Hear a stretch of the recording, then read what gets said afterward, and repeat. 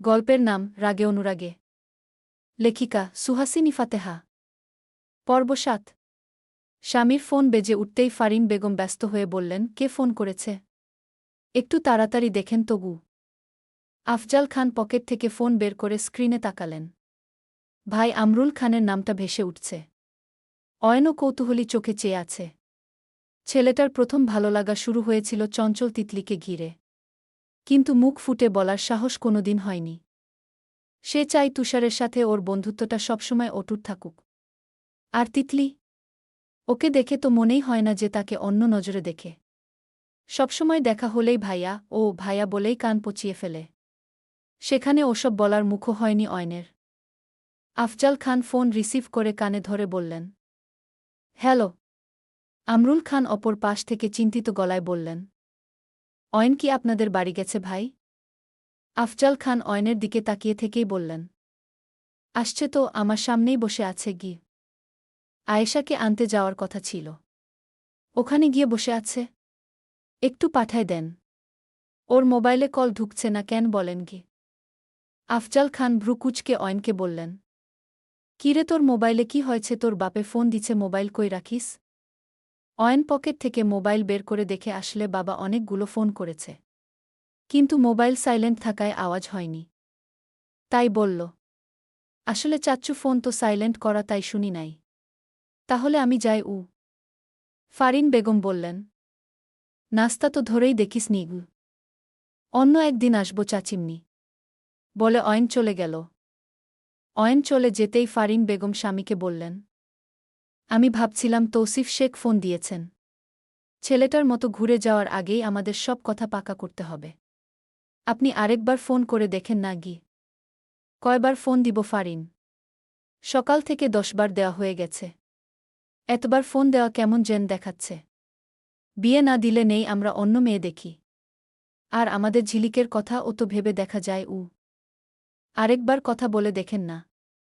এবার না বললে তাহলে আমরা ঝিলিকের কথা ভেবে দেখব। আফজাল খান শেষ পর্যন্ত স্ত্রীর কথায় সায় জানালেন। ঘড়ির কাঁটায় রাত 7টা বাজে। তৌসিফ শেখ আর তুষার সহ আফজাল খানের সাথে সরাসরি কথা বলে এসেছেন। ড্রয়িংরুমে আলেয়া শেখ শাশুড়ির সাথে বসে বসে গরম গরম চা খাচ্ছেন আর কথা বলছেন। স্বামীকে আসতে দেখেই উঠে দাঁড়িয়ে বললেন, তুষার কই? তুষার বন্ধুবান্ধব নিয়ে আড্ডা দিচ্ছে। ফিরতে রাত হবে বলছে গু। আলেয়া শেখ স্বামীর কথা শুনে বললেন, ওনাদের হ্যাঁ বলে দিয়েছেন? নাকি এখনও দুশ্চিন্তায় ভুগছেন? অনেক খোঁজ খবর নিয়েছি আলেয়া। ছেলে ভালো, পরিবার ও ভালো। না করার মানেই দেখলাম না গি। ফরিদা বানু হেসে বললেন, আলহামদুলিল্লাহ। ভালা করছিস বাপ। পোলার গোরে আমগো বাড়িতো আয় মাইয়ারে দেখা যাইতি কস নাই? বলছি আম্মা। তারা তিতলিকে আগে দেখছে। এখন শুধু 3 দিনের ভেতরে বিয়েটা হয়ে যাক, এটাই চাইতেছে। আর আমাদের তিতলি রাজি আছে কিনা সেটা ও তো দেখতে হবে গু। ফরিদা বানু ছেলেকে বললেন, তিতলি রাজি থাকন আর নো থাকন দি কি অইব। আমরা রাজি থাকলেই অইব গু। তৌসিফ শেখ ভেবেচিন্তে কিছুক্ষণ পর বললেন, আমার একটা মেয়ে ধুমধাম করে বিয়ের অনুষ্ঠান করে সবাইরে দাওয়াত দিব আম্মা। কিন্তু তিতলির ও তো মতামতের দরকার আছে গি। আলেয়া শেখ স্বামীর কথায় বড় গলায় বললেন, তিতলির মতামতের দরকার নাই। তিতলিকে আমি বুঝাব। আপনাকে চিন্তা করতে হবে না ওই বিষয়ে গি। তৌসিফ শেখ স্ত্রীর কথার উত্তর না দিয়ে রুমে চলে গেলেন। রুমে বসে নিজের পার্সোনাল ডায়েরিতে আঁকাআঁকি করছে তিতলি। এক পেইজে 2টো ছেলে মেয়ে এঁকেছে। মেয়েটাকে শাড়ি পরিয়েছে, ছেলেটাকে পাঞ্জাবি। উপরে সুন্দরভাবে লিখেছে জামাইবু। ছেলেটার মাথার উপর লিখেছে ফারাজ আর মেয়েটির মাথার উপরে লিখেছে তিতলি। তারপর মোবাইলে কয়েকটা পিক তুলে নিধিকে পাঠিয়ে বলল, আমাদের অনেক মানিয়েছে তাই না বল? লিখে সেন্ড করে দিল। অনেকক্ষণ তাকিয়ে রইল তার বানানো গম্ভীর ফারাজের পানে। পরীক্ষাসহ বনভোজনের পর থেকে কলেজ 1 সপ্তাহর জন্য বন্ধ। আজকে কয়দিন তার ভাল্লুক তাকে দেখে না। কখন কলেজ খুলবে আর সে গম্ভীর হওয়ার ভান করে ফারাজের সামনে নিজেকে উপস্থিত করবে। ভ্রু কুঁচকে রাখবে, কপাল কুঁচকে রাখবে। এসব চিন্তায় মেয়েটার রীতিমত চিন্তাভাবনার শেষ নেই। সহসা তিতলির ফোন বেজে উঠল। মেয়েটা নিজের ভাবনা থেকে বেরিয়ে স্ক্রিনে তাকিয়ে দেখে সিয়াম ফোন করেছে। তিতলি এখন কারো ফোন ধরবে না, তাই রেখে দিল। আবার ও বেজে উঠল। এবার তিতলি বিরক্ত হয়ে রিসিভ করল। সে কিছু বলার আগেই সিয়াম বলল, এতবার ফোন দিচ্ছি ধরিস না কেন? তোর জন্য একটা সুখবর আছে রে, পাঙ্গাস মাছ। তিতলি রেগে গিয়ে বলল, পাঙ্গাস মাছ কাকে বলিস সিয়ামের বাচ্চা? তোর সব চুল ছিঁড়ে আমি যদি টাক না বানাই তাহলে আমি সত্যি মেনে নিব আমি পাঙ্গাস মাছ দেখে নিস কি? আরে থাম, এত রেগে যাইস না, পরে কাঁদবি। সুখবরটা তো আগে শোনবু। তিতলি সিরিয়াস হওয়ার ভান করে বলল, কি সুখবর? ওপাশ থেকে সিয়াম বেশ সময় নিয়ে একনাগারে বলল, ফারাজ স্যারের নাকি বিয়ে ঠিক হয়েছে। তোর কি হবে রে এখন? আগেই বলেছিলাম স্যারের পেছন হাঁটা বাদ দে। এখন কি পাইলি স্যার তো বিয়ে করে ফেলতেছে গি? তিতলি বিশ্বাস করে না এই সিয়ামের কথা। তার ফারাজ শুধু তার, আর কারো না। তাও সপ্তর্ষির মনটায় কু ডাকছে। সে বিশ্বাস না করে বলল, মিথ্যা কথা কেন বলিস গু? সিয়াম এবার গম্ভীর হয়ে বলল, একটা ও মিথ্যা কথা বলছি না, বিশ্বাস কর। আজ ফারাজ স্যারের ভাই ফরহাদ আছে না? ফারাজ স্যারের বাপেরে ও দেখছি দোকানে বাপ ছেলে স্যারের বিয়ে নিয়ে কথা বলছে। মেয়েরা রাজি হয়েছে এসব ও বলছে। বিয়ের কথা নাকি পাকা হয়ে গেছে গি। সিয়ামের কথা তিতলি বিশ্বাস হবে হবে করেও হল না। সে ফারাজের মুখে শোনা ছাড়া বিশ্বাস করবে না এ কথা। একদম বিশ্বাস করবে না। মেয়েটা ফুপানোর জন্য কথা বলতে পারছে না। বিশ্বাস করবে না, তাও আখিউগল বারবার ভিজে উঠছে। নাক টানতে টানতে ফোন কেটে দিল। তুষার অয়নের সাথে বাজারের দোকানের পেছনে বসে আড্ডা দিচ্ছে। অয়ন সিগারেট টানছে। তুষার অনেকক্ষণ অয়নের হাবভাব খেয়াল করছে। এবার সন্দেহের গলায় বলল, কি রে শালা, আজ এত সিগারেট টানছিস কেন? অয়ন সিগারেটের শেষের টান দিয়ে পেলে দিয়ে তুষারের দিকে তাকাল। আজ চাচার থেকেও আবার শুনেছে বিয়ে নাকি পাকাপোক্ত হয়েছে। সে খুশি এ বিয়েতে। তার ফারাজ ভাই বিয়ে করবে, আর সেটা যদি তিতলি হয় তাহলে সেটাই বেস্ট। শুধু ফারাজ ভাই বিয়েটা করলেই হল। অয়ন নিজের অয়াচিত ভাবনা একপাশে রেখে বলল, এমনি খেতে ইচ্ছে করল। তোর মন চাইলে তুইও খাগু। তুষার কখনো সিগারেট খায় না, তবে আজ প্রাণের বন্ধুকে খেতে দেখে কৌতূহল হল। তাই বলল, একটা দেখিয়ে দেখি গু। অয়ন সিগারেটের প্যাকেট থেকে একটা নিয়ে আগুন ধরিয়ে তুষারকে দিল। তুষার দুটান দিতেই কেসে উঠল। চেঁচিয়ে বলল, এসব ছাই পোড়া মুরুব্বি মানুষ খায় কিভাবে? সেদিন মতিন চাচারে দেখি দোকানে বসে সিগারেট খাচ্ছে। আমি বললাম, এই এ বয়সে সিগারেট খান কেন চাচা? ব্যাটা হেসে হেসে বলল, সিগারেট খেলে নাকি মন মেজাজ ভালে থাকে। সবসময় খায় না। তোর চাচির লাগে ঝগড়া হলে তখন খায়। শুনে আমি তো কয়েক সেকেন্ড হা করেছিলাম। বুড়া বয়সে ব্যাটা চাচির লগে ঝগড়া করে কি? তুষার কথা ঘুরিয়ে আবার ফারাজের প্রসঙ্গ টেনে বলল, ফারাজ ভাইয়ের সাথে তিতলির বিয়ের কথা চলছে শুনিসনি? অয়ন ছোট করে বলল, হুম। তুই খুশি না? অয়ন হেসে বলল, খুশি হব না কেন? শুনে আমি খুব খুশি হয়েছিলাম ঘ। তুষার সহসা কপাল কুঁচকে বলল, আচ্ছা ফারাজ ভাই কি বিয়েতে রাজি, মানে তিতলিকে কি পছন্দ করে এমন টাইপ কিছু? অয়নের মনে পড়ল ফারাজ ভাই তাকে নিজের মুখে হুম বলেছে, তার মানে সত্যি পছন্দ করে। তাই বলল, ফারাজ ভাই নিজেই তিতলিকে পছন্দ করছে। তুষার কিছুক্ষণ চুপ থেকে বলল, তোর ফুপাতো বোন একটা আছে না, ঝিলিক নাকি মিলিক নাম, তার কি খবর রে? ভালো। হঠাৎ ওর কথা জিজ্ঞেস করলি কেন? তুষারের মুখে বিন্দুমাত্র পরিবর্তন দেখা গেল না, বরং মুখটা আরও গম্ভীর করে বলল, এমনি। আচ্ছা বাড়ি চলে যা আজ, কাল দেখা হবে। আব্বু বলছে তাড়াতাড়ি বাসায় যেতে। আচ্ছা। তুষার অয়নকে বিদায় দিয়ে বাড়ির পথে চলে গেল। ডিনার করে এসে তিতলি রুমে এপাশ ওপাশ পায়চারি শুরু করল। সত্যি কি ভাল্লুকটা তাকে রেখে বিয়ে করে নিচ্ছে? কি হবে এখন? কি করবে সে? না কোনো বুদ্ধিই মাথায় আসছে না। মেয়েটা হতাশ ভঙ্গিতে দুহাত মেলে শুয়ে পড়ল বিছানায়। বালিশে মুখ গুজে কিছুক্ষণ কাঁদল। বাড়ির সবাইকে কেমন রহস্যময় লাগছে। আড়ালে আবরালে ফিসফিস করছে, তাকে দেখলেই চুপ হয়ে যায়। না, জীবনে এত অশান্তি আর নেওয়া যায় না। ঘুমও আসছে না। অভিমানী মেয়েটা ফারাজের কণ্ঠে একবার শুনতে চাই। না হলে আজ রাতে ঘুম হবে না। সিয়ামের কথাগুলো যাচাই করতে হলেও ওই লোকের সাথে কথা বলার দরকার আছে। তিতলি আর দেরি না করে ফোন হাতে নিল। মেসেঞ্জারে ঢুকে সব ইগনোর ভুলে ফারাজকে সরাসরি রিয়েল আইডি মেসেজ দিল। আপনি নাকি বিয়ে করে নিবেন স্যার? মেসেজটা দিয়ে ভাবল হয়তো কোনো রিপ্লাই আসবে না, তাই পাশে রেখে চোখের পানি নাকের পানি এক করল। ফারাজ খান রাতের খাবার খেয়ে সবে রুমে এসেছেন। পরনের টাশার্টটা খুলে উন্মুক্ত শরীর নিয়ে বিছানায় বসেছেন। ইতিমধ্যে জেনেছেন পাত্রী স্বয়ং তার চেনাজানা বেয়াদব মেয়েটা। প্রথমে না না বলে দিবে ভেবেও পরে কিছু একটা ভেবে চুপচাপ শুনে এসেছেন। কিন্তু মোবাইল হাতে নিতেই এমন মেসেজ দেখে যুবক কপাল কুঁচকে ভাবল, তবে কি ওই মেয়ে জানে না? না জানলে না জানুক। যুবক নিজ অজান্তেই তার বাদামি ঠোঁট দুটো কেমন আনমনে বিড়বিড় করে বলল, আপনার এই অধৈর্যহীন বেয়াদবি কমানোর জন্য হলেও আপনাকে বিয়ে করার প্রয়োজন আছে বেয়াদব মেয়ে কি? অতপর ভাবলেন এখন জ্বালাতে পারলে খারাপ না, তাই লিখে যুবক মোবাইলটা রেখে দিলেন গু। তিতলি এখনও মেসেঞ্জারে ফারাজের আইডিতে ঢুকে আছে। মেয়েটার ভাবনা এই যে একটা কিছু জানাক। সে সত্যিটা জানতে চাই। কিন্তু তাকে অবাক করে দিয়ে পরপরই টুংটাং মেসেজের আওয়াজ আসল। ফারাজের সরলতম জবাবে তিতলি বাকরুদ্ধ হয়ে গেল, চোখ জোড়া লাল হয়ে পিটপিট করছে তার, কাপা হাতে লিখল, কাকে? কাকে বিয়ে করবেন? সিন হল, তবে উত্তর আসল না। আবার লিখল, কিছু বলছেন না কেন? তিতলির নাক ফুলে উঠছে, চোখের কোণ ভিজে, গাল বেয়ে পানি পড়ছে। এবার আর বিশ্বাস না করে উপায় নেই। তার এত আশা ভালোবাসা সব বিফলে গেল। কান্নায় চোখে দেখে না এমনভাবে লিখল, আপনি। সম্পূর্ণ বাক্য লিখতে পারল না, কাঁদতে কাঁদতে মোবাইল ছুঁড়ে মারল। সে এই বিয়ে হতে দিবে না। বিয়ের দিন ওই বাড়ি গিয়ে বিয়ে ভেঙে দিয়ে আসবে, একদম হতে দিবে না।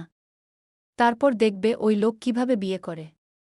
সেই রাতটা তিতলির একদম ভালো কাটেনি। ফারাজের বলা কি শব্দটা সপ্তদশীর রাতের ঘুম ঝলসে দিয়েছে। ছটফট করতে ফজরের সময় চোখ লেগে গেল। উঠলও বেলা করে। তখন প্রায় 10টা বাজে ঘড়িতে। আলেয়া শেখ কয়েকবার মেয়েকে ডেকে গেছেন, কিন্তু যেদি মেয়েটা চুপচাপ দরজা লাগিয়ে বসে আছে, কোনো সাড়াশব্দ করছে না।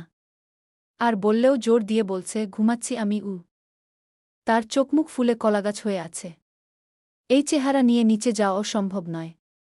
সারারাত কেঁদে এখন আর কাঁদতেও পারছে না। কাঁদলেই শান্তি নাই। চোখের পানি নাকের পানি এক হয়ে যায়। তারপর আর নিঃশ্বাস নেওয়া যায় না। না, এভাবে আর ওই পাষাণ লোকের জন্য কেঁদে নিজেকে কষ্ট দেওয়া যায় না। ওই লোক তাকে কখনো বুঝেনি, ভালোবাসেনি। আর সে কত কিছু ভেবে এসেছে এতদিন। ফারাজ যখন তাকে জোর করে বলত, আমার দিকে তাকাও বলছি, আমি ডাকছি শুনছ না কেন? শাসনের মতো কথাগুলো শুনলে তুলতুলে ভালো লাগায় ভরে যেত বুকটা। কিন্তু ওগুলো সব মিথ্যা ছিল, সব অভিনয়। নিজের মনকে বুঝাতে শুকনো ঠোঁট জোড়া আনমনেই বিড়বিড় করল, করুক বিয়ে। একটা বিয়ে করুক, না হলে 10টা। আমার কি? তাতে আমার কিছুই আসবে যাবে না।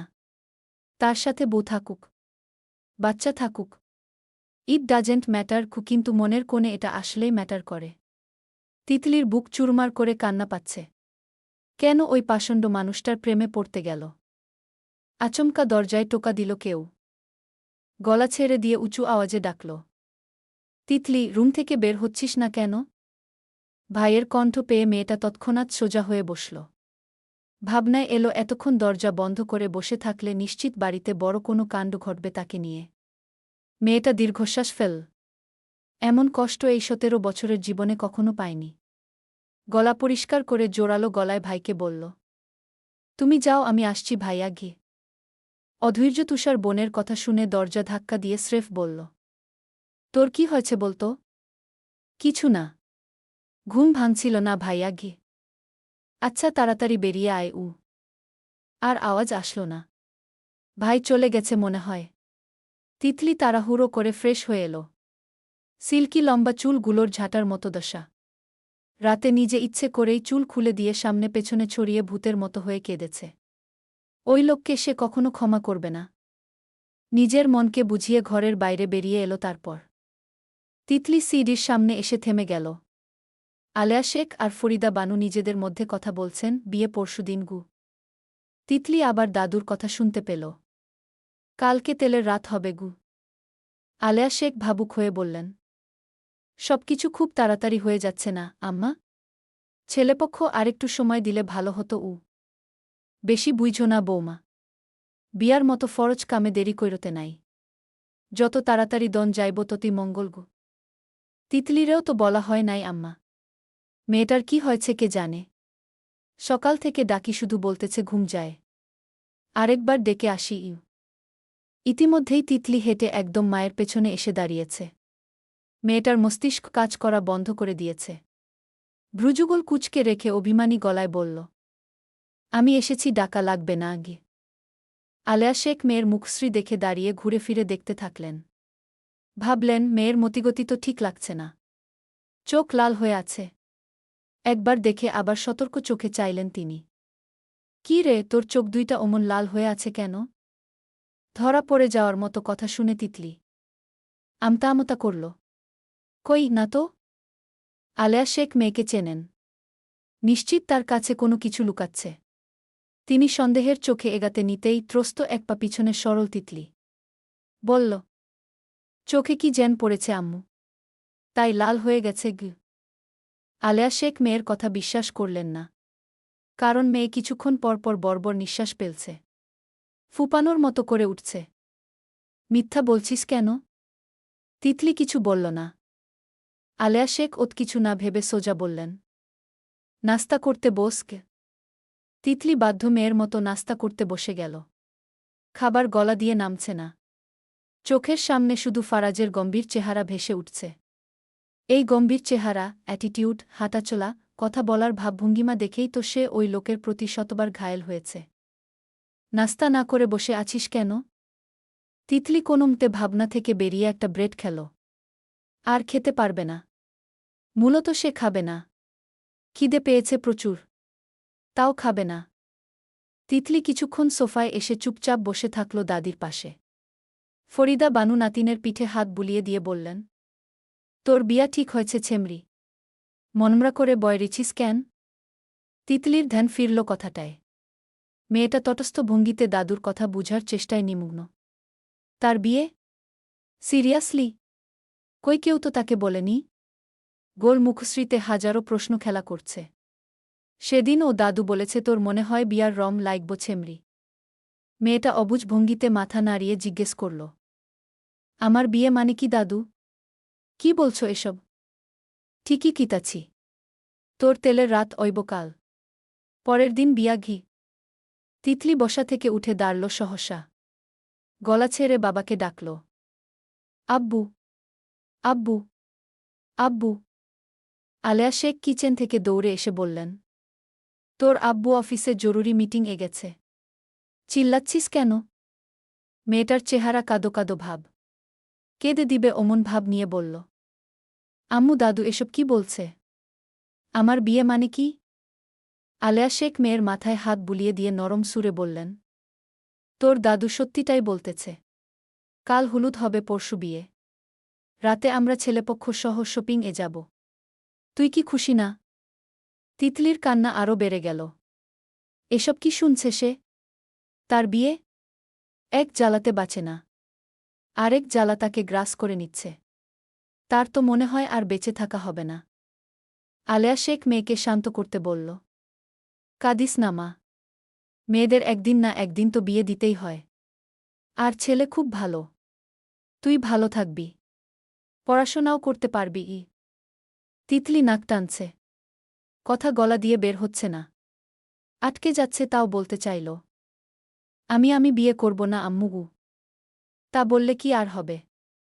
বিয়ের সব কথা পাকাপোক্ত হয়ে গেছে গি।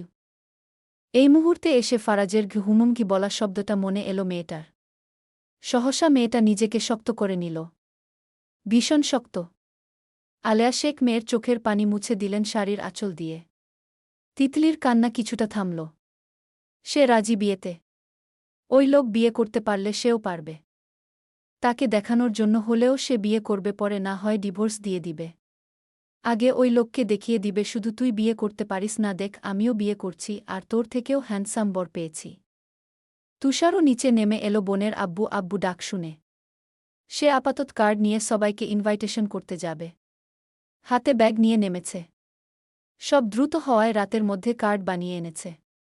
তিতলির চাচা ফুপু খালা নিকটাত্মীয়দের বাড়ি অনেক দূরে দূরে হওয়ায় ফোন করে বলা হবে। এখন শুধু আশেপাশের পাড়া প্রতিবেশীদের কার্ড বিতরণ করে দিবে। কিন্তু বোনের চিৎকার পেয়ে নেমে এসেই বলল, কি হয়েছে তোর? এমন করছিস কেন? তিতলি ভাইয়ের দিকে তাকিয়ে কিছু বলল না। মন মেজাজ খারাপ, কারো সাথে কথা বলতে ইচ্ছে করে না। ফরিদা বানু হেসে বললেন, নাতিন আমার শরম পাইতেছে, তাই কিছু কইতেছে না। আলেয়া শেখ ও মেনে নিলেন নীরবতা সম্মতির লক্ষণ। তিনিও একটু শাশুড়ির মতো স্বভাব চরিত্র। মেয়েকে ভালোবাসেন, আদর করেন ঠিকই, কিন্তু জন্ম মৃত্যু বিয়ের সব তো আল্লাহর হাতে। তিনি যার সাথে মেয়ের জোড়া করে রেখেছেন, হাজার বিধিনিয়ম ভেঙে হলেও তার সাথেই বিয়ে হবে। তুষার বোনের যাওয়ার দিকে চেয়ে থেকে পরক্ষণেই মাকে বলল, তিতলি কিছু না বলে চলে গেল কেন?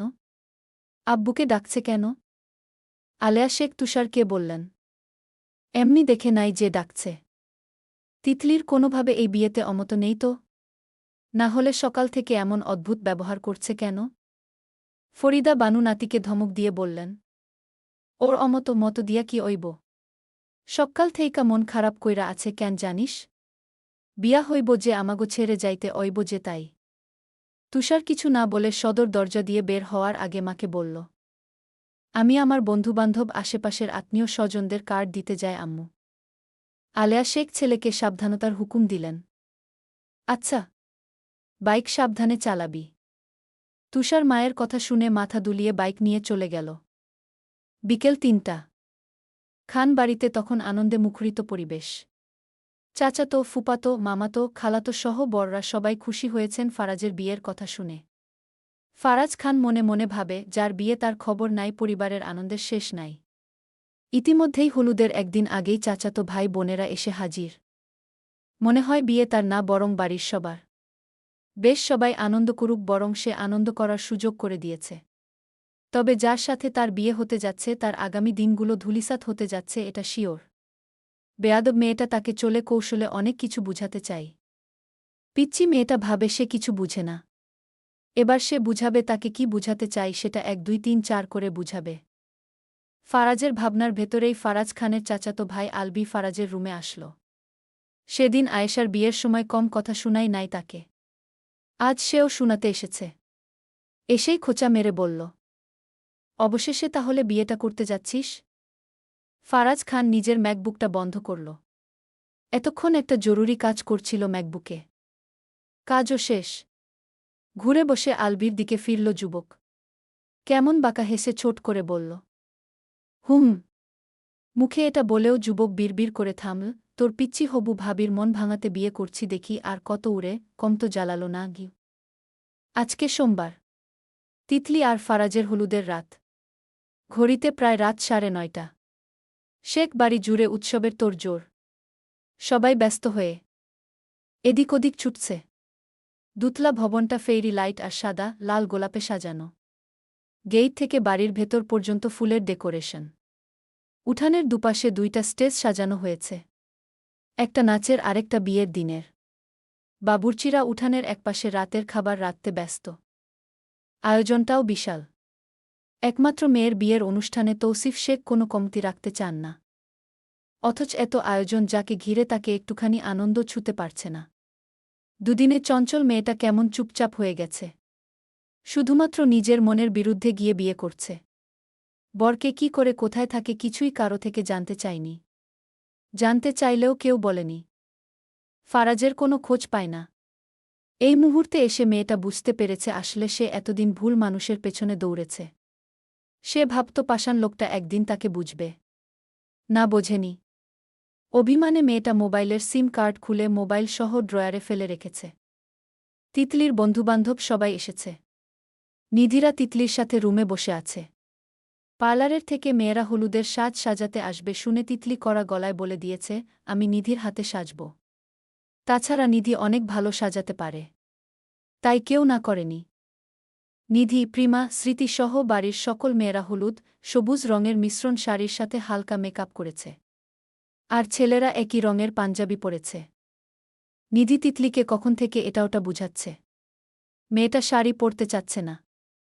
শেষমেশ বুঝানোর জন্য বলল, মন খারাপ করিস না বেইবি। স্যারের কথা ভুলে যা। তুই স্যারের থেকেও ভালো কাউকে পাচ্ছিস। নে শাড়িটা পরিয়ে দি। আন্টি তাড়া করছে। বরপক্ষ থেকে মানুষ আসার আগেই তোকে রেডি থাকতে হবে গি। তিতলি এখনও একটা সফেদ রঙা গ্রাউন্ড পরে আছে। তাকে এখন হলুদের শাড়ি পরানো হবে। চোখের কোণে ভিজে উঠা পানিগুলো মুছে নিয়ে ভাঙা গলায় নিধিকে বলল, আমি কয়েকদিন পরেই ডিভোর্স নিব। বিয়েটা করছি শুধু ওই লোককে দেখানোর জন্য। কলেজেও আর যাব না। যদি স্যার কখনো আমার কথা জিজ্ঞেস করে, বলে দিস আমার বিয়ে হয়ে গেছে, বাচ্চাও হয়ে গেছে গিউ। তিতলির কথা শেষ হতেই নিধিপ্রিমা স্মৃতি তিনজন চোকাচোকি করল। কারও মুখে কোনো কথা নেই। পাত্রটা যে তাদেরই ফারাজ স্যার এটা ওরা জানে। কিন্তু তিতলি যেহেতু জানে না তাই ওরাও জানাতে চাচ্ছে না। বললেই সারপ্রাইজ মাটি। থাক মেয়েটা এখন একটু কাঁদুক। পরে যখন জানবে বরটা ওর ফারাজ স্যার তখন ডিভোর্সের ও মুখেও আনবে না। বরং খুশিতে দুহাত তুলে লাফাবে এটা নিশ্চিত। এটা ওরা হলফ করে বলতে পারে। নিধি তিতলির চোখের পানি মুছে দিয়ে আদুরে গলায় বলল, আচ্ছা বাবা ডিভোর্স দিস। আগে শাড়িটা তাড়াতাড়ি পরত। আমরাও তো ফারাজ স্যারকে আজ থেকে দেখতে পারব না। মানুষটা তোকে বুঝলি না একটুই। তিতলি এবার কিছুটা চুপ হল। কথা না বাড়িয়ে উঠে দাঁড়াল। প্রিমা ওর মুখের দিকে তাকিয়ে বলল, মুখটা একটু ধুয়ে আয়। এই অবস্থায় সাজলে পেতনির মতো দেখাবে। কেঁদে কেঁদে চেহারার যা হাল করছিস। তিতলি ওয়াশরুমে ঢুকল। কাল সারারাত ঘুম হয়নি। দাদু টেবিল থেকে ঘুমের ট্যাবলেট ভেবে পেট খারাপের ওষুধ খেয়ে ফেলছে। ফলাফল বিকেল থেকে 5 বার ওয়াশরুমে দৌড়।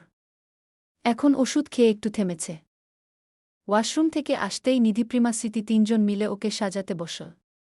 হলুদ শাড়ি, মুখে মেকআপ সহ হলুদের জুয়েলারি দিয়ে সাজানো হল। 30 মিনিটের মধ্যে কাজ শেষ করল। নিধি তিতলিকে আয়নার সামনে দাঁড় করিয়ে মুগ্ধ চোখে তাকিয়ে রইল কয়েক সেকেন্ড। তারপর বলল, মাশাআল্লাহ, আগুন সুন্দরী লাগছে রে তোকে। একদম লাভার মতো। প্রিমা দুষ্ট হেসে বলল, দুলাভাই যদি এই সাজে এখন তোকে দেখে কবুল বলার আগেই বাসর ঘরের প্ল্যান করে ফেলবে। গ্যারান্টি গু। নিধি তিতলির গাল টিপে দিয়ে বলল, আমাদের দুলাভাই কিন্তু খুব হ্যান্ডসাম। দেখিস প্রথম দেখাতেই প্রেমে পড়ে যাস না। এখন বসে বসে কাঁদছিস, পরশু যেন তোকে হাসতে দেখি বেষ্টু। তিতলি নাক টেনে শান্ত গলায় বলল, আমি কারো দিকে তাকাব না। আমার মন প্রাণ সব একজন না পাওয়া পুরুষের নামে লিখে দিয়েছি, তার নামেই থাকবে সারা জীবন। হয়েছে, লেকচার বন্ধ কর। নিধি ফোনের ক্যামেরা অন করে বলল, এবার একটু হাসো তো বেষ্টু, একটা সেলফি তুলি। তিতলি ঠোঁটের কোণে জোরপূর্বক এক চিলতে হাসি টান। যাই হোক, একটা পাথর হৃদয়ের ভাল্লুকের জন্য নিজের বান্ধবীদের মন খারাপ করতে পারি না। এর মাঝেই সহসা তিতলির কাজিন হিমু বাহির থেকে ডেকে যাচ্ছে, আপু দরজা খোলো। বরপক্ষ থেকে ছেলেমেয়েরা এসে গেছে। তুষার ভাইয়া বলছে তিতলি আপুকে নিয়ে এখনই নিচে যেতে গু। স্মৃতি এসে দরজাটা খুলে দিল। হিমু মেয়েটা বেশ মিশুক, মিষ্টি। বয়স 14 হবে। স্মৃতি হেসে বলল, আমরা এখনই নামতাম। তুমি এসেছ, ভালো করেছ গু। ওরা সবাই তিতলিকে নিয়ে নিচে নেমে আসল। নিচে আলেয়া শেখ সহ তিতলির চাচিরা, খালারা, মামিরা, ফুফুরা, ভাবিরা সবাই কাজে ব্যস্ত। বিয়ে বাড়ির কত কাজ করতে করতে ফজরের আজান দিয়ে দেয়, তাও কাজ শেষ হয় না। সবাই তিতলির সৌন্দর্যের প্রশংসা করল। বাড়ির সদর দরজা দিয়ে বের করা থেকে স্টেজে আসা পর্যন্ত সবকিছুর ভিডিও করা হল। তিতলিকে স্টেজে বসানো হয়েছে অনেকক্ষণ হল। বরপক্ষ থেকে যারা এসেছে সবাই হলুদ লাগিয়ে কেক খাওয়াচ্ছে। অতঃপর ছবি তুলতে ব্যস্ত হয়ে গেল। ফটোগ্রাফার ক্যামেরায় ছবি তুলছে, তাও তিতলি কোনোভাবেই চোখ উপরে তুলছে না। কারও কোনো কথা কানে ঢুকছে না। তার মস্তিষ্ক অসাড় হয়ে আসছে। এই যে সে মনে প্রাণে একজনকে ভুলতে চাইছে, বাতিল করতে চাইছে মস্তিষ্ক থেকে, কিন্তু কোনোমতে পারছে না। স্টেজে বসেছে থেকে চোখের পাতায় ভাল্লুক ফারাজ ভাসছে। বায়ুমণ্ডলের ন্যায় ঘুরছে চারপাশে। ঝিলিক, রূপসা, আয়েশা, অয়েন, আলবি, ফরহাদ, নিহাদ, শামিয়া, তাসফি, শাওন, নীলা সহ আরও বেশ কিছু ছেলেমেয়ে এসেছে বরপক্ষ থেকে। ঝিলিক তিতলির সাথে ছবি তুলতে এসে কানে কানে মজা করে বলল, কি ব্যাপার ভাবি, তুমি মন খারাপ করে আছো কেন? একটু হাসো, ছবি তুলব আমরা। গুই তিতলির কানে কথাটা আদৌ গেছে কিনা কে জানে। সাউন্ড বক্সে ফুল ভলিউমে যেভাবে গান বাজছে, বন্য তেরা স্যাগার, ধুম ধুম নখরে তেরে হাজার, ধুম ধুম আজ লাগে তু সবসে সুন্দর, লাখো মে 1000, ধুম ধুম। সেখানে ঝিলিকের বলা কথাটা শুনবেও বা কি করে? তিতলি কিছু বলছে না দেখে রূপসা ঝিলিককে টেনে এনে আস্তে করে বলল, তিতলি মনে হয় ভাইয়ার কথা ভাবছে। ঝিলিক সন্দেহের গলায় চুপি চুপি বলল, আমার কি মনে হয় জানিস? ফারাজ ভাইয়া এতদিন তিতলির সাথে প্রেম করছে। দূর, ফারাজ ভাইয়া কি এমন মানুষ নাকি? এমন মানুষ হতেও কতক্ষণ? তিতলি কি সুন্দরী ভাইয়াকে এমন মানুষ না আরও অনেক ধরনের মানুষ বানাবে দেখিস। আমারও তাই মনে হচ্ছে রে। এই তিতলিই পারবে ভাইয়াকে ভাঙজু ভাঙজু বানাতে, বলে দুজনে হেসে উঠল। অয়ন নিজের মোবাইলে তিতলির কয়টা পিক তুলে সাইডে গিয়ে ফারাজ ভাইয়ের হোয়াটসঅ্যাপস এ পাঠিয়ে দিল। মনে মনে ভাবে, আহারে মেয়েটা মনে হয় বিয়েতে খুশি না। আজকে যদি ফারাজ ভাইয়ের জায়গায় সে থাকত তাহলে কতই না ভালো হতো। পরক্ষণেই ভাবে, দূর, আমি এসব কি ভাবছি। তিতলি এখন ফারাজ ভাইয়ের হবু বউ, রাত পেরোলে সত্যিকারের বউ হবে। অয়নের ভাবনার মাঝেই আচমকা কেউ ধাক্কা দিল তাকে। ছেলেটার হাত থেকে মোবাইলটা পড়ে যায়। অয়ন তৎক্ষণাৎ চোখ তুলে তাকায় উপরে। তিতলির বান্ধবী না মেয়েটা? সেদিনও বনভোজনে তিতলির সাথে পিক তুলে দিয়েছে। নিধির হাতে হলুদের থালা। ইতিমধ্যেই ওর হাতের মাখানো হলুদ অয়নের হাতসহ পুরো মোবাইল হলুদ করে দিয়েছে। মেয়েটা মাথায় ব্যথা পেয়েছে, অস্পষ্ট শব্দে না তাকিয়েই বলল, উফ, মাথাটা গেল রে। কি এই কে আপনি পথে এভাবে দাঁড়িয়ে? অর্ধেক কথা মুখেই আটকে গেল নিধির। বরপক্ষের মানুষ, আবার তুষার ভাইয়ের কলিজার বন্ধু অয়ন ভাই। আর সে কিনা বড় গলায় কথা বলছে, কে আপনি কি বলে ধমক দিচ্ছে। ইজ্জতের 12টা। ভুল যখন করেই ফেলেছে স্বীকার করাই ভালো। নিধি একগাল হেসে অপরাধীর মতো বলল, সরি সরি ভাইয়া, দেখি নাই। কিভাবে যে ধাক্কা লেগো গেল বুঝলামই না। অয়ন নিচে পড়ে যাওয়া মোবাইলের দিকে তাকাল। মাত্র 4 দিন হয়েছে কিনেছে। ফাউন 15 প্রো। পুরো স্কিনে কাঁচা হলুদের চাপ। অয়ন চুপচাপ নিচু হল মোবাইল নিতে। নিধি, আমিও তুলে দিই ভেবে নিচু হল। ফলাফল ঠাস। 2 কপালের মহাসংঘর্ষ, তার উপর অয়নের ঠোঁট ছুঁই ছুঁই নিধির নাকের ডগা সহ ঠোঁটের কাছাকাছি। অয়ন দ্রুত গতিতে দূরে সরে দাঁতে দাঁত চাপল। গলা খাকারি দিয়ে গম্ভীর গলায় বলল, আপনাকে একবারও বলছিলাম যে আমার মোবাইল তুলে দিন। নিধি এখনও নিজের কপাল ধলছে। লজ্জা পেল মেয়েটা। কিভাবে যে কি হলো বুঝতেই পারল না। কেন যে এদিকে আসতে গেল। মেয়েটা হলুদের থালা নিয়ে দৌড়ে পালিয়ে গেল। অয়ন ভ্রু কুঁচকে মনে মনে বলল, হুমুমকার বান্ধবী দেখতে হবে না, অনেকটাই তিতলির মতো স্বভাব। অয়নের বুকে মোচড় দিয়ে উঠল সহসা। সে মোবাইল নিয়ে তৎক্ষণাৎ ত্রস্ত পায়ে সে জায়গা ত্যাগ করল। ভুলবশত ধাক্কা লেগে হয়ে গেছে, এতে ভাববার কিছু নাই। ঝিলিকের দিকে কয়েকবার ঘুরে ফিরে তাকিয়েছে তুষার। তাকালে আসলেই বা কি হবে? আগ বাড়িয়ে কোনো কথা বলার মতো মানুষ তুষার না। অয়নের সাথে দাঁড়িয়ে কি নিয়ে যেন কথা বলছে, তার মাঝেই তুষার অয়নকে বলল, তোর ফুপাতো বোন ঝিলিককে আমার জন্য রাখিস। বিয়ে করব। অয়ন ভ্রু কুঁচকে কৌতুকে বলল, বিয়ে দিলেই তো করবি। ওর বিয়ে দিয়ে দিবে। কিছুদিন পর পর পাত্রপক্ষ দেখতে আসে। কোনোদিন বিয়ে হয়ে যাবে, তখন শুনে বসে বসে নায়ক বাপ্পারাজের মতো কাঁদবি। তোর ফুপিকে বলিস আমার কথা। বলবি এত পাত্র না দেখিয়া আমার বন্ধু তুষারের কথাও তো ভাবতে পারেন। তখন সেখানে আলবিও চলে আসে, যার ফলস্বরূপ ওদের কথা সেখানেই সমাপ্ত হয়। ঘড়িতে রাত প্রায় 12টা। খান বাড়ির পরিবেশ উৎসব আয়োজনে মুখরিত। হলুদের সব কার্যক্রমের আয়োজন করা হয়েছে, কিন্তু ফারাজ এসবের ধারে কাছেও নেই। বাবার কথায় সাদা পাঞ্জাবি পাজামা পরে নিচ থেকে কিছুক্ষণ ঘুরে নিজের রুমে চলে এসেছে। বাড়ির প্রায় সব ছেলে মেয়েরা কনেপক্ষের বাড়ি চলে গেছে। আজকে যেন আগুনের গরম পড়ছে। ফারাজ খান নিজের রুমে এসে পাঞ্জাবিটা খুলে ফেল। ভেতরে সাদা স্যান্ডো গেঞ্জি, সেটাও ঘরমাক্ত। ওটাও খুলে ফেল। অতঃপর এসির পাওয়ার বাড়িয়ে বিছানায় বসে চুলগুলো পেছনে ঠেলে দিয়ে মোবাইল হাতে নিল। নোটিফিকেশন এ অয়নের আইডি থেকে 5 ফটোস দেখে হোয়াটসঅ্যাপস এ ঢুকল। চোখের সামনে ভেসে উঠল এক চেনাজানা রমণী। ফারাজ ভ্রকুচকে খুঁটিয়ে খুঁটিয়ে মেয়েলি চেহারাটা দেখল। পরক্ষণেই ভ্রুজোড়া শিথিল হল যুবকের। একটাতেও চোখ উপরে তুলা নেই, সবগুলো নিচের দিকে তাকানো। উপরে তাকালে কি হতো? ফারাজের রাগ হল।